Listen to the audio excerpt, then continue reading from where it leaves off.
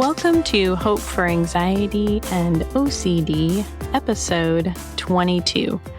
One of the things that I really love about this podcast is that I have the opportunity to meet new people and learn new things, which is super fun for me. So just know that as you're learning along today, that I was learning this information for the first time too. I got to interview a local therapist, Lindsey Castleman.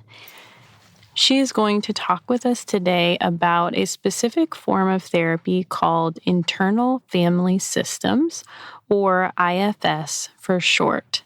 The cool part is that Lindsey is going to incorporate Christian faith principles in her explanation. So without further ado, here is Lindsey Castleman. Lindsey, tell us a little bit about yourself. Hi, Carrie. I will. Thanks for having me. I am a licensed marriage and family therapist, and I have been just practicing, right? Not licensed, but I've been practicing since 2014.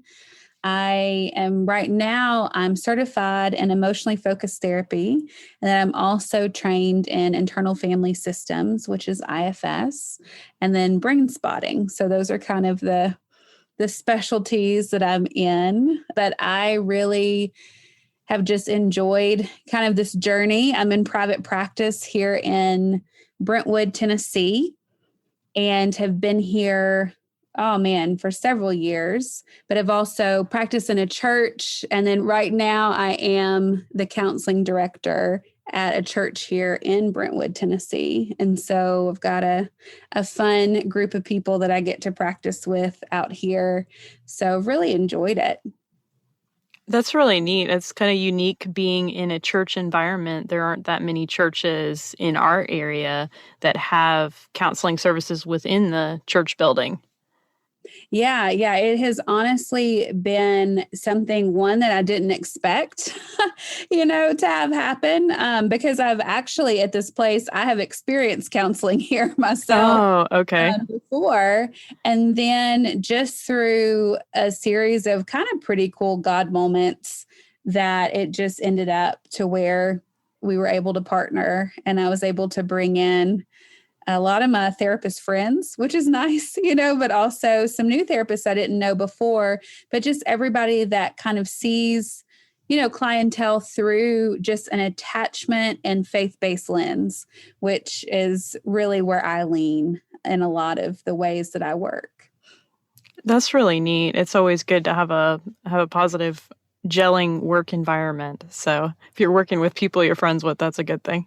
Oh, for sure. And I know for me, and being in private practice on my own, not with a group, how lonely it can be. And so when I get to step outside my door and there's people I know and people I like, it kind of, it lights a fire. It makes it more exciting to come do what we do, because then I'm like, oh my goodness, I'm not alone in these places. Somebody else is in the next room going through the same thing I'm going through. So that's really nice to just know and have that felt sense of somebody in the same building with you. So we had another licensed marriage and family therapist on. So we talked a little bit about that bent of counseling and that license. Tell us how you decided kind of between becoming a licensed counselor or a licensed marriage and family therapist. There's lots of different avenues that therapists can go down. So kind of how did you get into this realm of attachment and Christian counseling and all that? Part of it's personal, part of it's professional, in the sense that for myself, I've been married to my high school sweetheart. I think coming up this year will be 17 years. As we all know, whenever you're in any kind of relationship, you will have friction, you'll have disconnection, things will go awry because it's two humans. Yes. Not perfect humans in relationship together. And that's really what marriage is supposed to be designed to, is to hold up that mirror to say, ooh, we've got some stuff we got to look at. So going into marriage counseling ourselves, for us as a couple was really, really great, really helpful. And then also I used to work for a ministry. I did their marketing, I did public relations, just things like that, even training. And it was a small group ministry. I would get to sit into small groups. I would even lead small groups. The funny thing too is I would look at those small groups and I would be like, oh my gosh, all these people have so many problems. Like, why can't they just stop it? Why can't they just, I mean, it's the whole like Bob Newhart. Just stop it video. Stop it, right? Like, you got anxiety, whatever, just stop it. That was a little bit of my mentality. But as I started sitting in these groups and hearing these people's stories, I started to get, right? I started to see things from a bigger perspective that said, hey, nobody's choosing this, in that sense of like, these are places that they turn to cope. These are places that they turn to because in their family, there wasn't a safe place to turn to. I'm fortunate that for me growing up, I had safe places to turn to. So that's, I think, also why it was so foreign to me.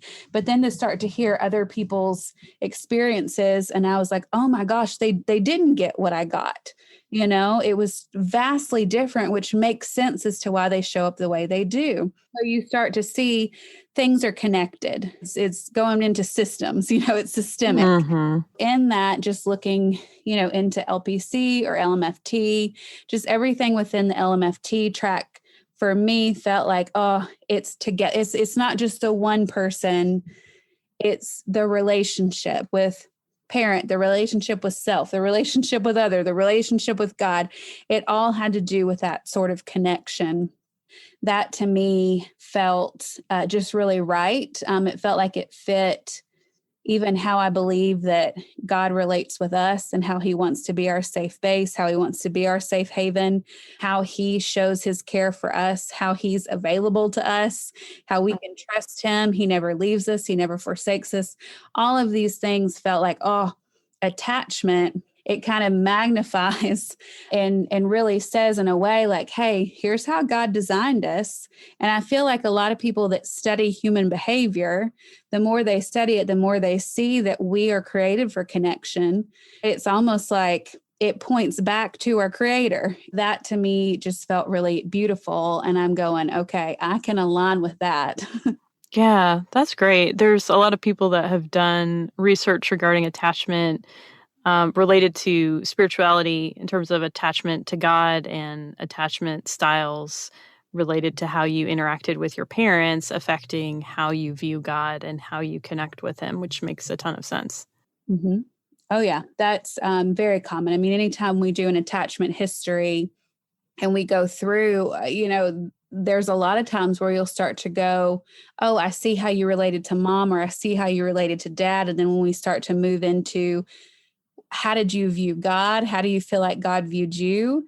A lot of times you'll see those similarities, based on maybe how you feel like dad viewed you or you viewed dad, or how mom viewed you or you viewed mom.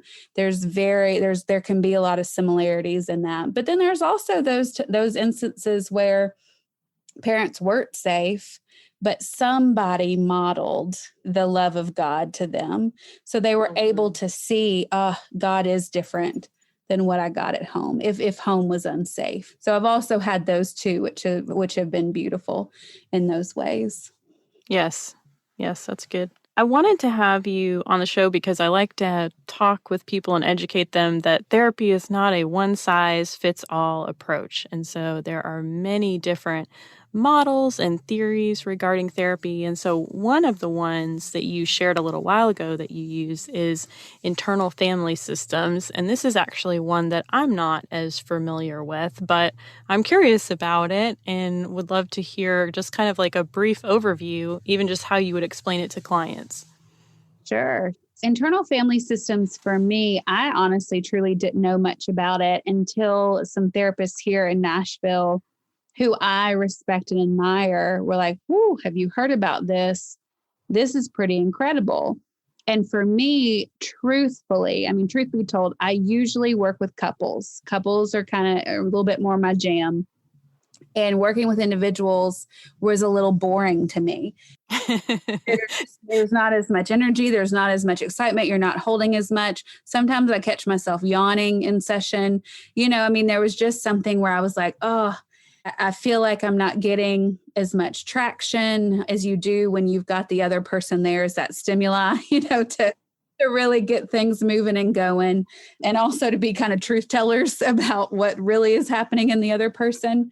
When I started to learn more about IFS, I started to go, oh, whoa, I get like excited to do this. This is something where I feel like we've got movement going, and it feels like it lines up with kind of even what I'm trying to do with couples in the room. It's almost like what you're trying to do within your client and themselves. It's like to have a good relationship with themselves, just like I try to do with couples. It's like, oh, I get this. This is like self to whatever's happening within you and relating to it, because what you've probably seen, Carrie, even in your practice, is like people show up that are very disconnected to themselves. Yes, very true. Maybe they're only in their head. Maybe they're not. Maybe they've got something in them that just comes and takes over and is like, it like floods them. So there's no relationship. It's almost like it pushes them out of the way and says, I got this, or the anger is going to come out in this way. It just started to make so much sense to me. So that's kind of why I was like, ooh, I like this. This kind of jives with what I like to see in couples therapy. Just that relationship piece. But I'm going to back up to say, okay, so what is it? So what internal family systems is that there's this idea, there's the theory, which I believe is more than an idea or a theory, because I've watched it happen live and in myself, is that at the core of us, we have our self. In IFS terms, they call it the self. For me, just the way that I look at it through the lens of faith, I find it as the image of God, because I believe scripture says in all of us, we are all image bearers of Christ. We're all image bearers of God. There is something that says, hey, there are times when the self, or for me, the way I view it, this is not, that's not IFS, that's Lindsey lingo for it, that's just me kind of putting it into my faith frame, really. Mm-hmm. That says, okay, but there are times when, based on things that have happened in life, relationships that we've had, where we have got more limited access to the image of God, to self, because things have threatened it, and we've needed to in some way protect that in us. Even thinking about like protecting our heart, really. And we've needed to do that. And there are different ways that we protect those more vulnerable places in us. With IFS, they say, hey, we protect with what's called managers, and we protect with firefighters. And what we're actually protecting are called exiles. I know this it can all sound confusing, but you think of exiles. Exiles are usually in some way, they're younger parts of us that were scared, that needed a safe place, that needed a safe haven, and it didn't happen. We didn't get it in some way. What's happened here is that we have developed ways to protect that from being hurt in that way again, from being affected in that way again. A manager is going to be something more that says, hey, we're going to come up and try to manage whatever pain is happening. We're going to try to manage it. Maybe what we do to manage it is we keep you up in your head, and we keep you always just analyzing. You're never actually like feeling anything. You're just analyzing everything. That happens with OCD quite frequently, actually, that people with OCD live in their head. Yeah. Yes, totally. And that makes sense. And then there's also managers that will say, hey, let's just stay busy. Let's just make sure everything is tidy in the house, or let's make sure that, I don't know, we get all of these projects done. I mean, managers can come up in so many different forms. And then you've got firefighters. Firefighters are going to say, oh, there's the pain there. We're not going to take time to manage the pain. We're going to try to put the pain out. The fastest way we can do that, we're going to try to put the pain out. So let's numb the pain. Let's maybe even, you'll find alcohol can be in this place. Even pornography can be in this place. It usually can feel a little bit more dangerous at times, but it's doing its job. It's trying to put the pain out. And this is hard, but like even like suicidality, that can even fall into that category that says, this pain is too much. Let me tell you how to put this out very, very quickly. What happens is that for a lot of these managers and firefighters, a lot of different modalities will maybe in some way try to push past them. Try to say, let's just get to the exile, or let's just get to the heart. Let's get to the deeper thing that's been hiding in there. But IFS says, no, we need to work with the whole system. And we need to actually move into befriend, and we need to help these managers and these firefighters. Because when they trust us, when we can start to work with them and teach our clients how to work with them, then we're going to start to get access to these exiles they really need our help and our attention. But we don't want to get there without working with the whole system to get there, if that makes sense.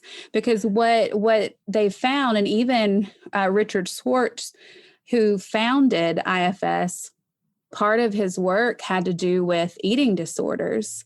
What would happen is, he would say, hey, try to like get rid of this eating disorder, right? Like just try to stop, in some way, like behavioral management. Right. And I think even if I'm remembering correctly, he was working with a woman that was cutting herself. So he was trying to figure out like how to make that stop happening.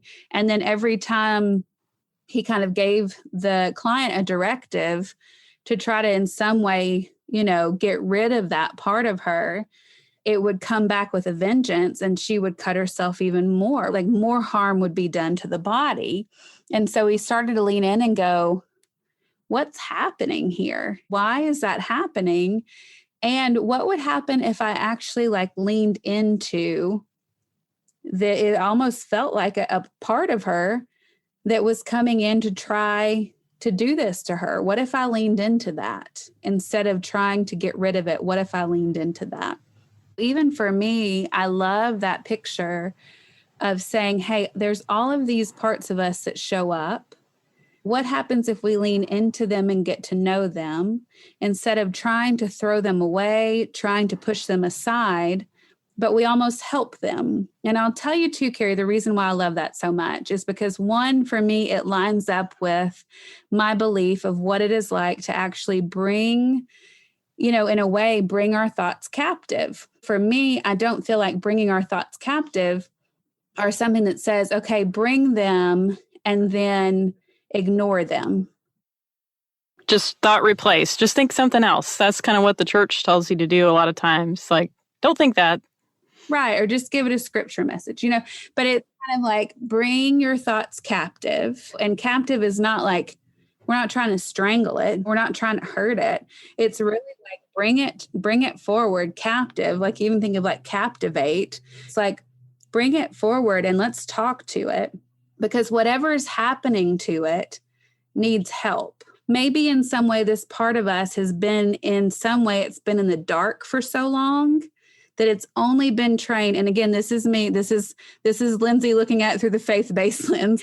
Maybe it's been in the dark so long, which what I look at it is like it's been trained by the flesh. Maybe it's doing what it thinks is best, but it's been trained by the flesh, which is not that healthy. And when we start to take it captive, when we bring it up, we can start to see what it's doing and start to help it to be trained by the Spirit, because we're taking it out of dark, we're bringing it to light so that it can start to see, oh my goodness, it's actually harming. Like this is what I'm trying to actually do. But by doing that, I am actually hurting other parts of the system. I had no idea because we weren't connected. So it's bringing and trying to make the whole system connected, all parts connected, which again, I love because again, from my lens, when you look at Jesus, God, and the Holy Spirit, they're three in one. So in a way, it's kind of like they're three parts, but they all work together. In that, that's kind of what we're wanting to have happen within us too, is kind of have all parts of us work together instead of working against each other. What I really like about this is I think there's a reducing the shame component in terms of accepting all parts of yourself. And as a therapist, accepting all parts of the client that's coming in to the room, because there's so much time spent trying to hide ourselves from other people, the things that we don't like about ourselves.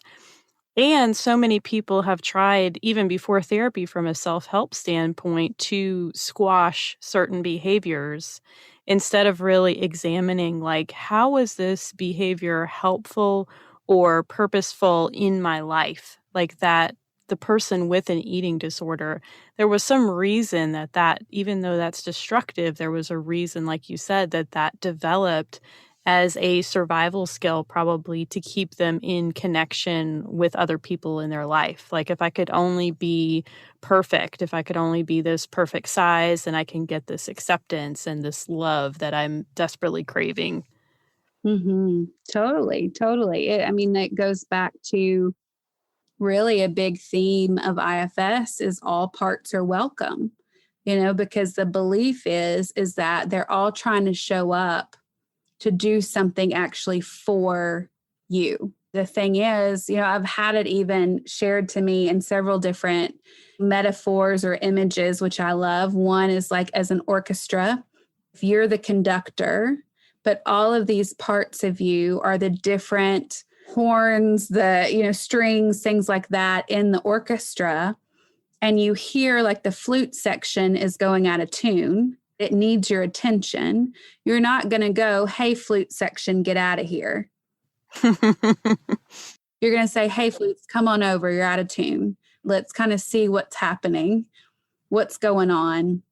And you're going to give it attention, because it's like the more that you ignore it, the more you push it aside, the more you push it down, the more you suppress it, dismiss it, all of those kind of words, the louder and more out of tune it's going to get. It goes, you have to actually learn, how do you interact with yourself in a healthy way that shows compassion. And what I also love about IFS is, when you are in self, or even when you're within the image of God, when you're in this place, because the way you start to feel towards these parts of you that want attention, you start to feel towards them a sense of compassion, of creativity, of clarity. There's a whole bunch of wonderful C words in there that you start to feel towards it, because you're starting to see it from this place of, oh my goodness, you're trying to help me. What happens is you get to conduct the orchestra, instead of then maybe the flute section, in the past could come up and kick you out of being the conductor and saying, I'm going to conduct it right now. You get to actually be the conductor. The other image that I've been given that I love is the same thing of like driving the bus. You want to be the one to drive the bus. But then there are moments where you might feel scared, feel vulnerable, feel any of those types of things. And then all of a sudden, a part of you is going to see that and is going to say, don't worry, I'm going to rescue you. I'm going to take you out of that pain. It starts to drive the bus. But you want to start to build such a sense of self that you're able to go, oh, I know something's happening in me right now. And instead of letting it take over, I'm just going, like, I kind of imagine it like you're driving the bus and a part of you is like a little kid on the bus that comes up and is like tugging on your leg. And then you're like, hey, what do you need? Or maybe if you can't listen to in that moment, hey, I'll get back to you in an hour. Come back to me in an hour. Because there's a lot of parts that come up for me. If I'm in session, I'm like, I can't tend to you right now. But in that way, because here's what I know, and even with kids, because I've got my own, is like, if you tell a kid, go away, I'm not going to listen to you, again, it's going to come back bigger, going to come back stronger, going to pitch a fit, or going to just tuck and go away and might not come back with what it needs. Either way, what you're kind of imagining is these parts of you that want your attention. Maybe it's coming in the form of anxiety. Maybe it's coming in the form of OCD. Maybe it's coming in these different forms that wants your attention, that you bring it in and you start to help it. It might not always be like saying what's true. It could be a fear part that's showing up that's scared, and you might have to help it. It happens to me all the time, especially in session. Like for me, there's a part of me, especially if I'm about to go into a session with very like angry, and especially men, to be honest, Yeah. that in me, I notice that there's this anxiousness that starts to happen in me. And so I kind of bring it forward like you do a child and say, hey, what's wrong? What are we upset with? Scared. Yes, I get it. Because they are bigger than you. Uh-huh. Yeah. Their anger is scarier. But for me, and this is what I do, is I imagine God coming in. I'll invite God in, and I'll invite God to just sit and to hold that scared part of me and to say, hey, you're okay. And I know what to do when they get angry. I know what to do. I'm okay. And I know God's with me. I also know where pepper spray is. No, I'm just kidding. But, like I know, like I can move in to reassure, and I can also imagine and allow God to sit with that part of me, even during the session, and to say, you're okay. You're okay. You know what to do. And you know that within this person that gets so big and gets so angry is also a scared little part of them too. Yeah. So it helps bring that sense of compassion even towards the person you're scared of, in that way. Yeah, I want to speak to something that you said about there are these parts that are trying to help, because a lot of times when you have something like anxiety or OCD, people will only see the negative. Like, I don't like this. I don't want to have it. I just want to get rid of it. And sometimes that anxiety is protecting from sadness. Sometimes it's protecting from anger that they haven't ever learned how to express in a healthy way. Sometimes it's protecting from vulnerability, like not being able to trust other people. There's so many purposes a lot of times or roles that anxiety can play in a person's life. And if you're able to work with that and get those needs met in a healthier way, rather than worry or going in your head. Sometimes the going in your head protects you from the body sensation that feels really intolerable. Mm-hmm. Yeah. So I like this a lot. I started doing parts work with my clients in a kind of a different vein through ego state therapy about a year ago. And at first, I'll be honest with you, I don't know how you felt when you learned IFS, but when I first learned ego state therapy, they talk about parts being fully adult and parts being children, kind of similar to the exiles. And I thought, this is weird. Like, I don't know if my clients are going to get behind this. Like, I find it a little weird. So I just tried it with some people and I said, look, I know this is going to sound a little weird, but I learned this new therapy. I think it might be helpful. Is it okay if we roll with it? And you kind of know your clients that are good with rolling with things. So I tried it on some people and it was so powerful and so transformative that I really started incorporating it with almost everyone, talking about having different parts of yourself, because we all, whether we are aware of it or not, we go through times in our life where we feel such an internal conflict. And I think that makes sense kind of in terms of what you were saying. It makes sense in terms of our faith, in terms of the flesh versus the spirit, in terms of I want to do the right thing, or I know what the right thing is, but I can't seem to make myself do it. That struggle that Paul talked about.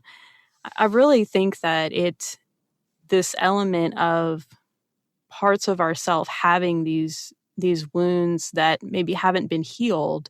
And if we can get to that place where we allow God to enter into that space and get that like deeper level healing, it's just incredible where it can go.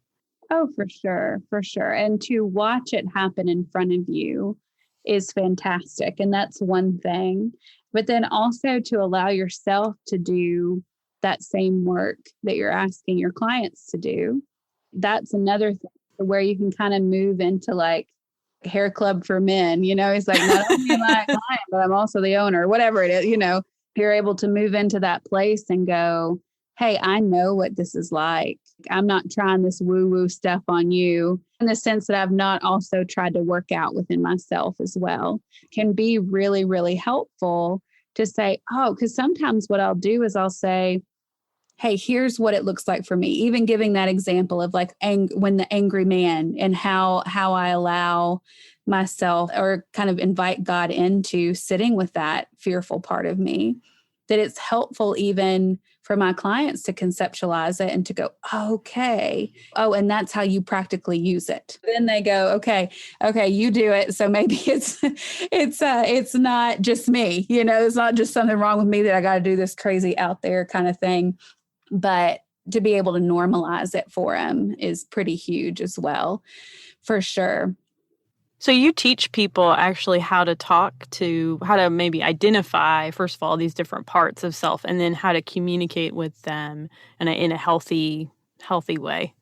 Yeah, well, and that's a big part of IFS is they call it the 6 F's, and I wish that I knew all of them by heart. But really what you are trying to do is first you go, okay, you identify there is this part of you. Let's just, for the sake of example, let's say it's anxiety. Okay, so we know there's this anxiousness in you. Sometimes for me, I'll even have my clients imagine, right? Like imagine the last time this anxiousness showed up in you. Paint the scene for me, like take me to that memory. When did it show up? What was happening? So they'll start to kind of say, oh, it was at school and it was right before I was about to have a test. Then I say, okay, so now as you're talking about this anxiousness in you, this anxious part of you, where are you even feeling it in your body? Like, can you just even know, where does it stay in you? Where is it in you? Oh, it's in my chest. What's it like in your chest? It's fluttering, it's moving, it's busy, could you just maybe just kind of notice it? Take a breath, just kind of really like see if you can really get a good sense of it. And then here's the different part is that you then ask that anxiousness if it will step outside of the body, right? If it will kind of take a step outside and stand in front while the client is looking at it, and I'll usually ask the client either if they'll be open to closing their eyes, or even if they'll just find a spot and stare at it, kind of like how you do when you daydream. Then they'll see it, they'll move it out. I've had people call it, like they're like, oh, you say, what is it? What's it like in front of you? Kind of what sense do you get? I'll have some people say it's like just these ping pong balls going everywhere. Or I even had one person like, this looks like this weird dancing pizza. I was like, okay, roll with it. That's awesome. But you just really try to help them see in that way, in that moving it outside of themselves. You're not trying to get rid of it. You're not trying to say, get out of here, but you're trying to say, hey, let me see you in a way that I can get to know you. Let me be able to see you so I can know you more fully. As that happens, then you start to notice, how does the client feel towards it? Which I think, Carrie, this is a little bit of what you were saying before, the way people can start to see OCD or anxiety. You'll have, I hate it. I want to get rid of it. I wish it was never there. All of those types of things, which makes sense. But conceptually, we as IFS therapists know, those are different parts. That's not the self. That's not the core, because that's not compassion. It's not understanding. It's not caring. It's not any of those things, even curiosity. It's not that. It's judgment. It's wanting to just get rid of it, because it makes sense. There's all these parts that have developed that have said, oh my gosh, when you do this, it takes you away from this, it takes you away from that. Like, it makes sense that these other parts are going to come up, because they're going, this isn't managing well with us. And in a way it's not, because they're not all connected. They're not all working together. In this place, just kind of like if you were doing family therapy and you're trying to talk with a child, but the child keeps looking at the parent so they won't talk. And then you kind of ask the parent to move back, move away, move out of the eyesight of the child so they won't be intimidated, so you can hear more of what the child wants to say. That's a little bit of what you do here with the part. You ask those parts that want to get rid of it, that are frustrated with it. You listen to them because all parts are welcome and you make sense of it. Of course, that makes sense that you'd feel that way. But just right now, in these next 20 minutes, 30 minutes, will you step back? Will you just give some space for us to get to know this anxious part and why it shows up? And usually they will stand back, or usually it's kind of like they'll just stay like right at the shoulder, and it's kind of wild. Then they'll step back, and then you ask your client again to kind of look at the anxiety. Sometimes when those parts step aside, the anxiety starts to look different. Maybe instead of ping pong balls, it starts to look more calm. It starts to look more solid. Sometimes it starts to turn into looking like a person. Usually in those moments, you kind of start to know maybe you're getting a little closer to maybe an exile, maybe not, but you kind of are still curious. And then you ask your client again, how do you feel towards that anxiety? And if it feels like, oh, they're more curious, like, whoa, it's changed. What's going on? I want to know more about it. Then you start to kind of approach it and you ask the anxiety, right? What is its job? Why is it showing up? What's it doing to try to help? Because we're assuming that all of these different parts are trying to help in their own way, even if they're backwards, even if they feel backwards. Then you move into that place to say, what do you feel like your job is? How are you trying to help client, whoever, say it's you, Carrie, how are you trying to help Carrie? And it's wild because sometimes you will get a sense like that anxiety will start to share a little bit of why it's there. Usually it's like with anxiety, it's like, I'm here because I know that she can be scared about these things, or I know that she can be alarmed about these things, and I need to show up to let her know that this is happening, that these things could be happening again. And then you move into this place too of what does that anxiety feel like would happen if it didn't show up like that? What is it afraid would happen if it didn't show up in that way? Sometimes it'd be more vulnerable to whatever happened last time that they were unaware was even going to happen. Maybe they got blindsided by something. I don't know. There's all different places that could go. Completely. But even as the client starts to hear this from anxiety, they start to get almost a sense of like gratitude. Like, oh my gosh, I didn't realize that's what you were doing for me. That's so helpful because then we start to get the client to relate to anxiety in that way. Oh, it's trying to just alert me to this, right? It's trying to alarm, say that this is happening and it's afraid this would happen to me. I need to bring it in and help it know, kind of like I did with that.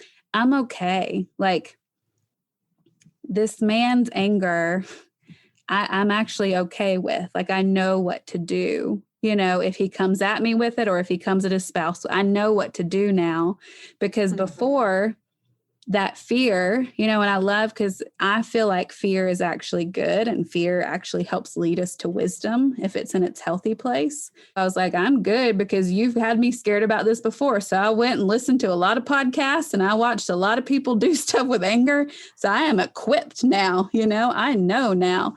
That's what you want. You want for these parts of you to be helpful, to be in the system is helpful. And not to be in the system as like pushed out, you're too much, you're da-da-da.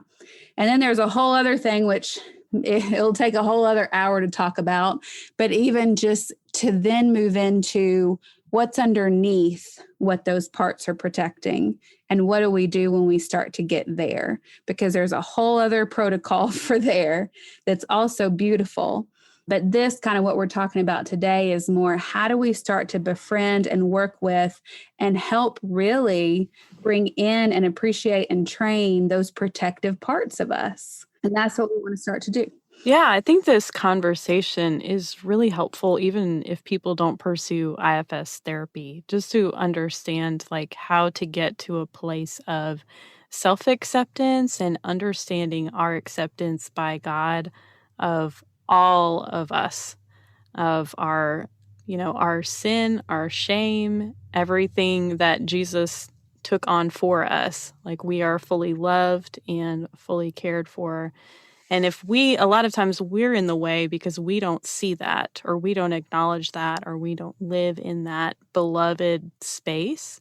And I love how this helps people get towards that place in their relationship with Christ. I think that's really neat. Yeah, totally, totally. And I love to, even with IFS calling, right, that core of a self, and even what we do and how the self then talks to all these parts of us and really helps and can invite God in and things like that, that it does even lean towards one of the fruits of the Spirit, which is self-control. That's even kind of what this is modeling, what this is showing is literally how do we bring self up? And again, control is not the captive, like I'm taking you by the throat, but it's like control in the sense of, hey, I want for us all to work together. We've all got functions here. Being able to say we're all working in harmony together. And that feels really good. Like that's that place of self-control. So I know we're getting towards the end of the podcast here, and I usually ask our guests to share a story of hope with us, a time that you received hope from God or another person. So what is that for you that you wanted to share? Yeah, truly, Carrie, there are countless times which I've been super thankful for. And I feel like it's because, there was a moment for me where I realized that there was this person in my life and they were always looking for these moments of hope, right? These moments of where God is showing up, and was very much like, if you're not present to see how is God showing up, you're going to miss it. It's been kind of neat to slow down and to go, whoa, God, was that you? Whoa, oh, that was you. I would have just missed it or called it happenstance or coincidence, but it was you. But this kind of the memory I'm going to tell you about now is kind of cool because my husband and I, we just decided on a whim. We were married, we were young, and we were just like, hey, how can we serve at the church? Let's just go be Sunday school teachers. Let's just do that. Like, all right. We went and we were Sunday school teachers, and there was this other couple that were Sunday school teachers with us.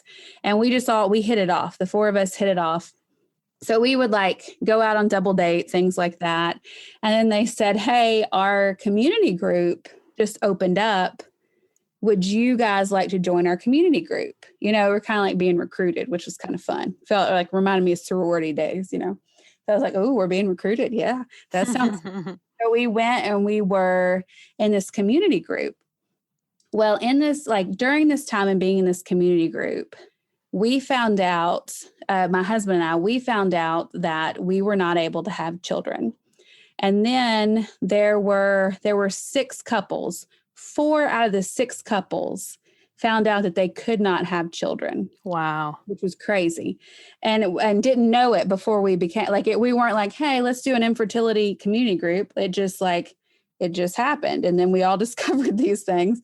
Hopefully it wasn't something we all drank, but so we were in this together.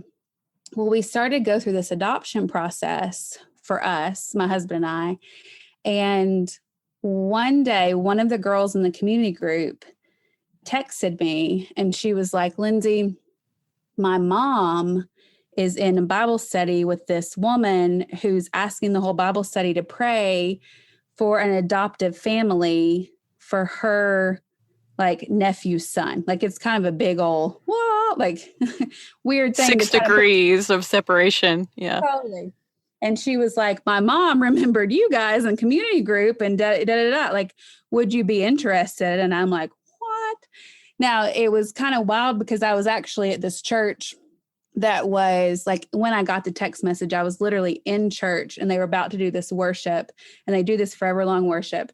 So I'm like, all right, so I'm worshiping and I'm asking God, I'm like, God, is this our son? Is this what we're supposed to do? And I heard a very clear yes. And I don't hear that kind of stuff all the time. So I heard a very clear yes. And so I said, all right, God, well, you're going to have to tell my husband that you said yes because he's a little bit more of my risk averse kind of guy. I'm a little bit more the risk taker. Anyways, I called my husband because I was on a trip. So he was back at home and I was in California. I called my husband and I said, hey, the girl in our community group said, what do you think? And he was like, I'm open. And I was like, oh my gosh. All right. Like, that's not usually the response I get. I usually get all the worry questions. And if you're in the Enneagram world, he's an Enneagram 6. So that makes a lot of sense. Kind of to make a long story short, even though I've already made it long, we ended up like meeting with that family. And then on a Tuesday, they told us that they chose us. And then we brought our son home that Saturday. We kind of look back and we go, oh my goodness, like even just us being kind of like obedient to want to serve, and not obedient and like, begrudging, but just like, hey, we really would like to serve. Just how God placed us with all of these people that then placed us with our son, who could not have been a better fit. And if I go into the emotion of it, I will cry right now, but I'm not going to. I'm going to stay in my head about Aww. it. You know? But just in that sense of like, we couldn't imagine our lives without him. And so in this place of feeling so hopeless and infertility, like God was already working behind the scenes in bringing us hope just through these things we could have never orchestrated for us to be able to be parents to our son. So that for us is like, anytime it's like, oh, is God working? I'm like, heck yeah, he is. You know, he is. And working today, not just in biblical times, like he's working today. And he is a God of hope. And he is a relational God that loves us and wants to be so close to us. And that's beautiful in that way. That's really beautiful. Yeah, I love that story. It's just, we've had a lot of stories on the podcast recently about God bringing members into people's families, and they're each unique and different, but it's all just shows the intimacy, like you were saying, of God caring about the details and working everything together just right. So that's awesome. Yeah, he's a loving father. It's kind of nice to see and to feel that firsthand. Mm-hmm. Well, thank you so much for coming on the show and not only sharing your IFS wisdom, but also incorporating the spirituality, Christianity piece in there. I really enjoyed that. I think it was helpful in conceptualizing. Sure. Oh, of course. I have to fit that. I have to make sure that all comes together because it's very important, I feel like, in healing with our hearts. What I really find compelling about this interview and what we talked about today is that God is able to meet us right where we're at, and he loves you wholly and completely, just as you are right now. And God also loves you enough not to leave you that way. If you can wrap your mind around God loving you just where you are right now, in the midst of whatever you're facing, that is absolutely transformative and will be something that will help you break through any shame that you might be holding on to. Since this is our episode right before Easter, I just wanted to say Happy Easter to everyone, and he is risen indeed.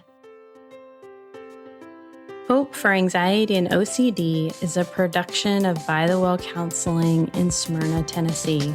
Our original music is by Brandon Maingram, and audio editing was completed by Benjamin Bynum. Until next time, may you be comforted by God's great love for you.